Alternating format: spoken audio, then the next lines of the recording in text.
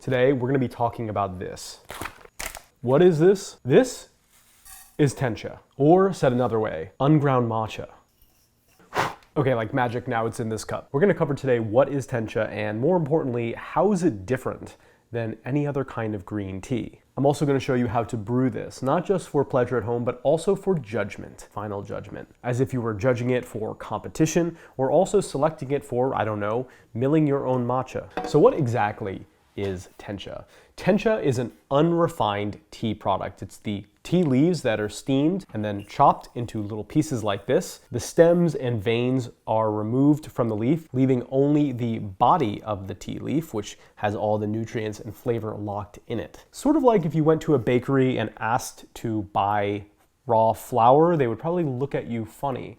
Well, it's the same thing here. This is not something you're really going to be able to get at a tea shop. This is more for people who are in the industry, who are grinding matcha powder, which is something that I do. Now, why is this considered an unrefined product? Why couldn't I just brew it right now? Well, I could, and we will in this video, but the reason is that when it comes to making green tea, there's an important step that is included, and that is rolling or kneading. To break, literally crush it and break the cell walls. That lets all of the enzymes and the carbohydrates and the vitamins and everything that's in the leaf, the proteins, mix and converge and ferment, and we get a final product. But in this case, the cell walls are not broken because the tea leaves are simply not rolled or kneaded. They're not crushed. Why is that? Well, a big part of it is the fact that we're going to mill this into matcha. The milling machine is a giant stone mill that will crush the leaf into powder. So there's no real reason to crush the leaf. Now what that means is when we brew this as tea, you're going to find that a lot of the flavor remains trapped in it. When you drink Tencha, it's very pure, it's very clean, it's very simple, and it's really hard to extract a lot of flavor from it. So you can think about it like making spaghetti sauce at home. You want to make sure that the tomatoes are at least chopped up or crushed up before you make your spaghetti sauce. Imagine making spaghetti sauce where you put water, wine, and then just whole tomatoes in, and that's it. It would take a very long time of brewing it to break down the tomatoes. That's the same thing with our Tencha, this is as much as it looks broken up, the individual cells are not broken. Another thing that makes Tencha unique is before harvesting the tea plants are actually shaded. So they take either netting or bamboo, I'm sure you've seen pictures of it, and they put it over the field, anywhere from 20 to 60 days. That shading process has a lot of effect on the tea. The biggest is going to be the flavor will get more savory and sweet and lower the astringency and bitterness. Now with that said, let's move on to actually brewing this as tea. We're going to break the rules and do what we want here. The first way is going to be using what's called a kyusu. You might not have one of these. Everything I'm going to be showing you in this can be done in an open vessel, such as a mug. The other way that we can brew is not brewing for pleasure, in other words, not brewing to make it taste good, but really brewing it for examination, where you can understand the quality of the tea and also get a sense of what it will be like when you mill it into the final matcha. And with that said, a word from our sponsor. Me. I mill matcha for a company called Ooika. Ooika is one of the few companies in the United States that mill matcha fresh using Tencha just like this, where we directly source from some of Japan's most prized and prominent farmers. All right, with that said, first up, let's get to brewing with pleasure. We're gonna keep this very simple. We're going to take boiling hot water and we're going to put it into 2 tiny little cups. The goal here is to take our boiling water and cool it down a little bit. So let's go ahead and put this into our kyusu. The amount, let's say 100 milliliters up to 200 milliliters, somewhere in that range. Now, by transferring this, we're warming our kyusu up and also, again, lowering the temperature down. And then one more time back into our cups. We're lowering it to 70. It's probably closer to 65 now. Now what we're going to do is put our Tencha in our kyusu. The amount here is 3 grams. We have our kyusu with our Tencha. Now let's go ahead and put our water in.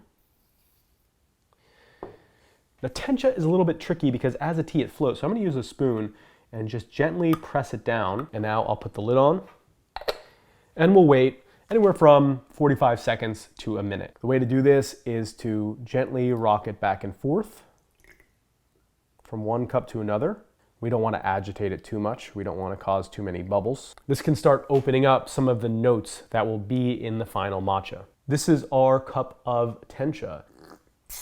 It is very pure. That's a good word to describe Tencah. It's very light and very airy. This was our first brewing. We can do 2 more. So let's go ahead and do our second. So let's say we do 70 to 80 degrees Celsius, and we'll do it for about 20 seconds. It's been about 20 seconds, so I'll do my pour. So now we're getting a little bit better understanding over what this tea is all about. Let's move on to our third and final steeping.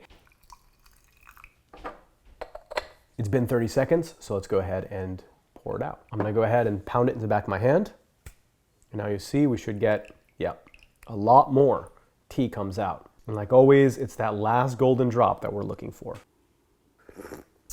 On this brewing, I get a lot more of the vegetal notes coming out. That's it. That's how you take Tencah and you brew it for pleasure. Now the thing is, brewing for pleasure doesn't teach us very much about what the final matcha will be. We don't want to be subjective and say, oh, this tea tastes good. We want to be a little bit more, let's say, studious than that. So here's how we do it. First, we can examine the dry leaf, the color, the consistency. Let's go ahead and put the dry leaf into a white cereal bowl, about 4 grams. Very hot water, let's say 80 to 90 degrees, and we're just going to pour that in.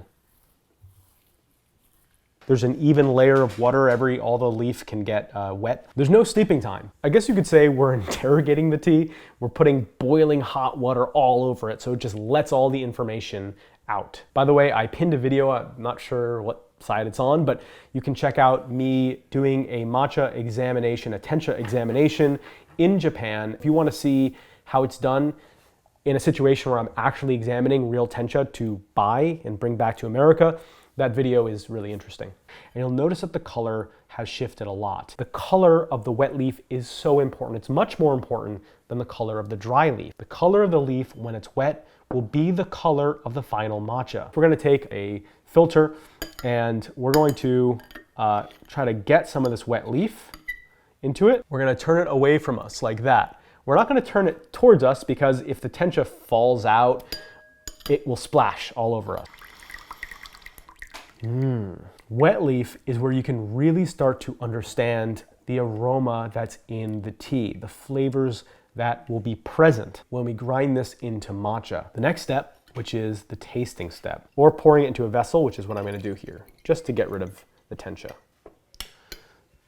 And I'll put some of it into my cup. The goal here is not for this to taste really good. In fact, it's probably gonna be fairly bitter and astringent. What is the character of the tea? What is the experience on her tongue after we've swallowed the tea?